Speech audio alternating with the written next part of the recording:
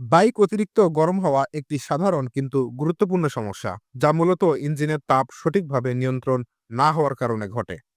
Engine অয়েলের পরিমাণ কম থাকলে বা নিম্নমানের অয়েল ব্যবহার করলে ইঞ্জিনের ভেতরে ঘর্ষণ বেড়ে যায় এবং অতিরিক্ত তাপ সৃষ্টি হয়।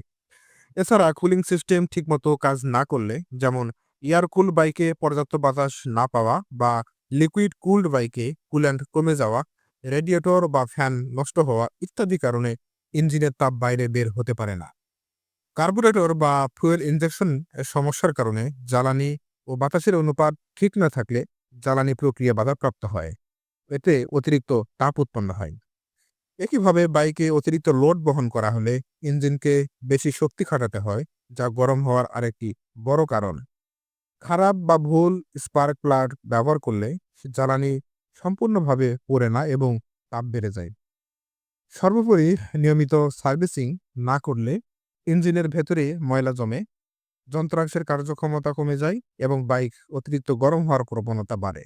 তাই বাইককে ভালো রাখতে সঠিক ব্যবহার ও নিয়মিত রক্ষণাবেক্ষণ অত্যন্ত জরুরি।